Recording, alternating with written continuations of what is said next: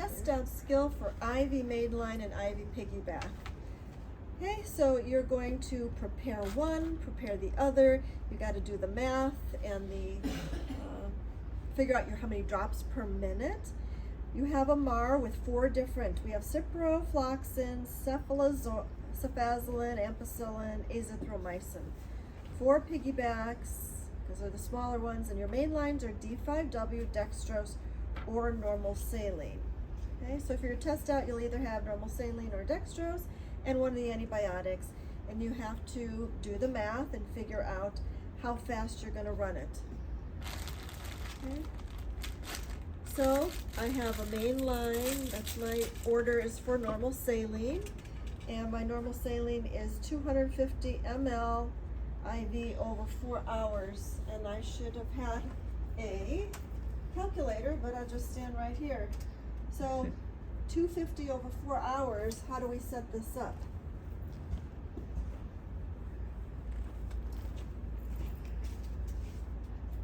Because now we're applying it. So 250, 4 hours is how many minutes? 4 times 50, 240. Okay, times our drop factor. 10. This is where that drop factor comes from. Oh, okay. Okay, and here this one is 10. Standard is 10. So if you have macro drip tubing, which is what you use, it'll be a 10, a 15, or a 20, and it's usually this. You could get a test question about micro drip tubing. There's only one. So it's 60 drops have to fall before you hit 1 ml. It's a safety one. It's for insulin, it's for heparin, it's for ICU meds, right? So this means 10 drops per ml. So 10 drops of this, once 10 drops fall, I hit 1 ml. If I have a 60 drop tubing, it takes 60 little drops before 1 ml goes in. So it's a safety in case it accidentally opened up, the patient would not be harmed from it.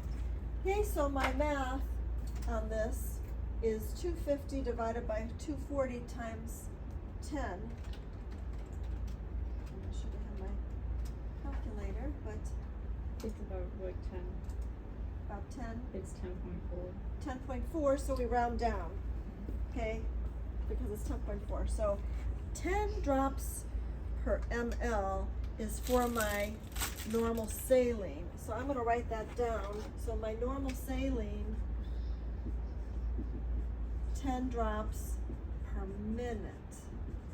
And my other medication here is ampicillin, and ampicillin says 100 ml in 15 minutes. 100 ml divided by 15 times 10 gives me 66.6, 67 drops per minute. That's a lot. Okay, so I had 100 ml, but it's running in 15 minutes as opposed to, this was 3 hours. So it's gonna run faster. It's a tiny bag, big bag, small bag, 67 drops per minute. So you wanna make sure that you're doing your math correct. So now I have my MAR, and I do my checks like I always do. Normal saline, and it's a 250 ml bag. It's not expired, it's clear, it's not cloudy, it's not leaking. Okay, and then my ampicillin, it has to be 250 milligrams and 100 ml of saline. My label says in 50 ml of saline. I have to call pharmacy because this is not right.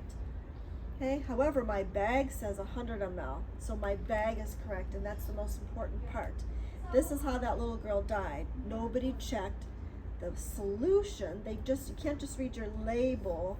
Pharmacy puts a label of what they put in here, but you've got to read what what if this said dextrose? It's wrong, it goes back to pharmacy. I have some that are right on the cart and some that are wrong, and you'll have to catch it when you're testing out and practicing.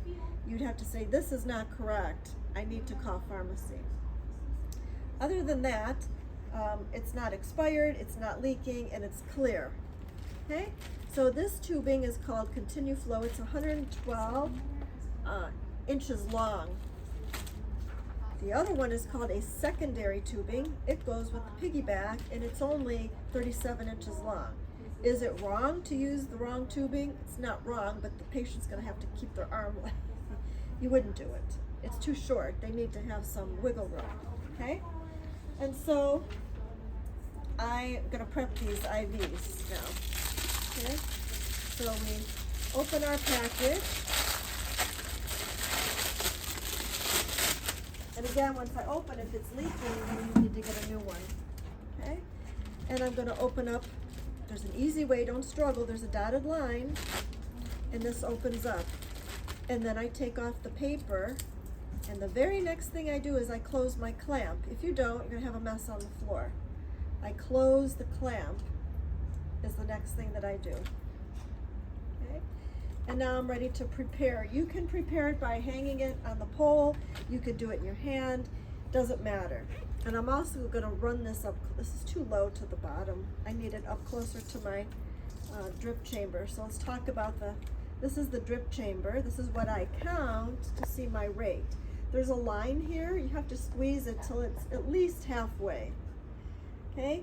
This has a filter here, so if there's a bubble, I could flick it and it'll go up into the filter and disappear. This has a port. I can piggyback my antibiotic into this port. It has a second port down here. I could piggyback it here as well. However, if I'm using a machine, this one's not gonna end up going through the machine, and if I set it, it's just gonna go right through. This one though, because this is the tabby that goes through a machine, the port's up here, so if I calculate and adjust the machine, if I have something plugged in here, it will go through the machine. But again, do you get it? Does that make sense? If I plugged it down here, there's no machine, and you open it wide open, the patient gets the whole thing. Roller clamp. This is also a clamp, so if I wanted a second clamp while I'm getting started, I could do that as well. Okay, so my steps, it's sterile to sterile. Okay, this port is if I had to inject medication. We never do, pharmacy does. This one with the tabby, this is what we pull off. So sterile to sterile. That one came off easy.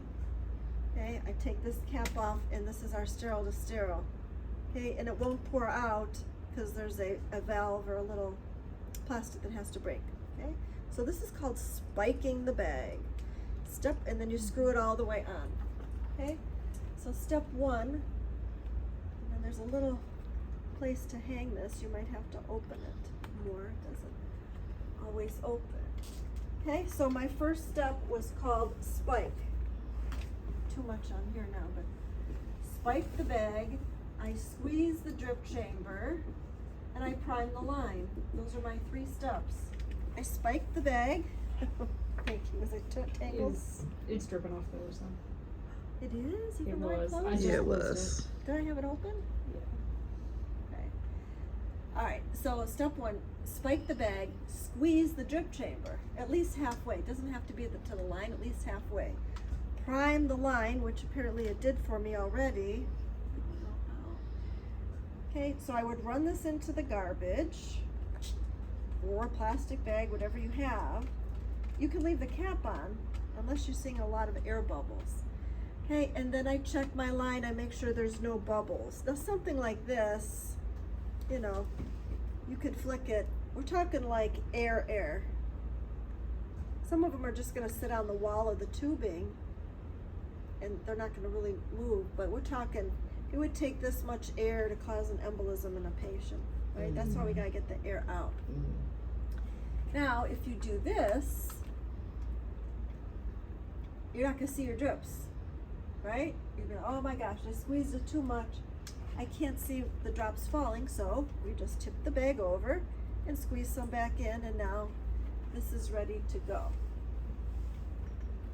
So I have spiked, squeezed, and primed my line. I don't see any air. Okay, and now I will have gloves on, which I don't have here, and then I clean my site, and I'm gonna connect this to the patient. I have to flush it if I haven't, but I just put this IV in him. So I'm going to connect it. And now comes the counting. I need 10 drops to fall in a minute. So I'm gonna count, but I'm not gonna stand for a full minute, I only wanna do 15 seconds. So that would be what? 10 divided by 4, quarter of a minute is 2 point something, okay?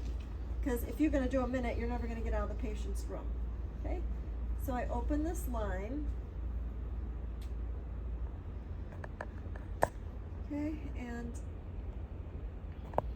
there it comes. Okay, so 2 in 15 seconds. So this is where all your time is spent for the test out. Okay, so there's 1.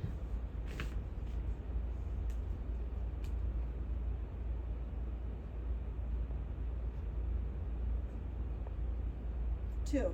I got 2 in 15 seconds, which means it's 10 drops a minute, which means in 3 hours it'll be done. Because that, if we track back, normal saline over 4 hours manually. Okay? Does everyone follow these steps so far? You follow what I'm doing? Sounds like the machine does it for her. No. Sometimes. I'll rewatch it, but no. Okay. Is it the math part I should start back on again? I mean, I got the math. It's Focus just on mode. you want us to The do it drops. in 15. So How we does want that this, set? Is it Yeah. coming out by itself? So, and we have to By manage gravity. it so that it. Okay. yeah, so I control how fast it runs. Yes, you have pumps most places, but you have to be tested. The pump is easy. You could just program the pump. Why would I test you on that? And now there's smart pumps that you just find, ooh, Cipro, hit Cipro. Yeah, she showed But you us. still have to do your own math, always, always. Okay, so I control this, and I would never let it go this fast into my patient. Okay, but you have to have it connected. You can't just set a rate in the garbage can. It's set with my patient here. Okay, so going back to 10 drops a minute, if you're wrong and you don't get it right, and you gotta start again and start again, you're never gonna test out and you're never gonna get out of the room. So I divide it in 4s, right? We could do 15 seconds, a clock, right? A clock is in quarters. Mm-hmm. So just do 15 seconds. 15 seconds. So I divide this by 4. Now I only have to watch, it's not a science, there's like 2 to 3 drops a minute. So again, once I get that 2, I said, okay, this one is up and running, okay? And of course I assess my patient, what's your name and date of birth, do you have any allergies, you're getting IV fluids, and let me know if you have any pain. The site looks good, it's not red. Call me if you are having any kind of pain. Okay, so it's supposed to run slow like this. So now it's time to get my second med that's correct, that I've already checked it with the MAR, and I do the same steps. I open this on the dotted line, I take off the paper, and I close my roller clamp. Okay, and this one runs much faster because look how short this line is. And then I do sterile to sterile again. I pull off the tab. Okay. Okay, spike. It says I spike the bag. I squeeze the drip chamber at least halfway. And then I prime the line and see how fast it went through. It's done already. And I don't have no bubbles. Okay, so it's the same process for both of these, okay? One is infusing now. When it's time for piggyback to run, the higher one will run because of gravity. Therefore, I need to drop my main line. You drop it down, because I want the piggyback to run now. What if we need both? Well, then maybe you need 2 IV sites, because both can't run at the same time through one little IV site. Okay, drop the main line. I want this one to run now because it's time on the MAR. It says this one has to run now. Okay, and now I'm going to clean the site. If I'm not using a machine, I could use any port. Either port is okay to use. I'm going to clean it with my alcohol. I don't really need gloves for this because you have them on from the last one. Press and twist. Okay, my math said it was 67 drops a minute, but I only want to do 15 seconds, so I have to divide it by 4. And 67 divided by 4, 67 divided by 4 is 127. 6. It's about 16 drops in 15 seconds. So in parentheses, 16 drops.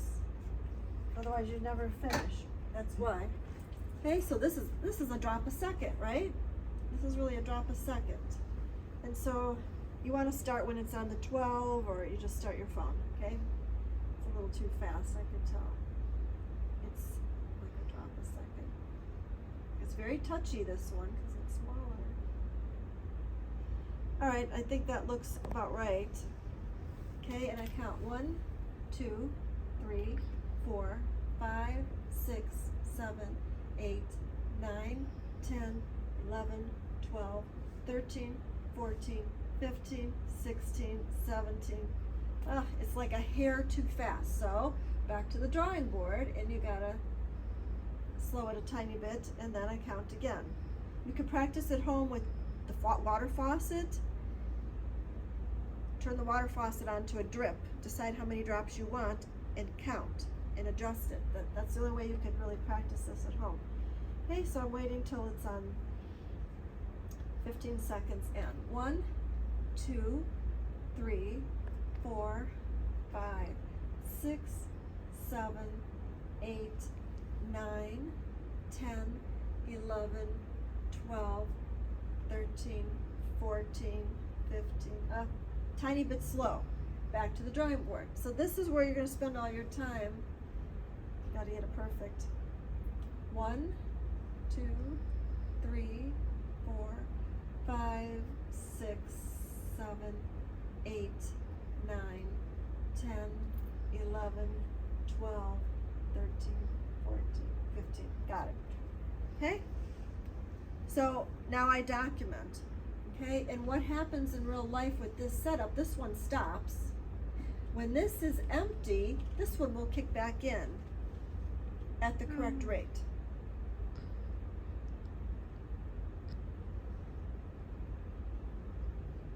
Okay? And that's the end.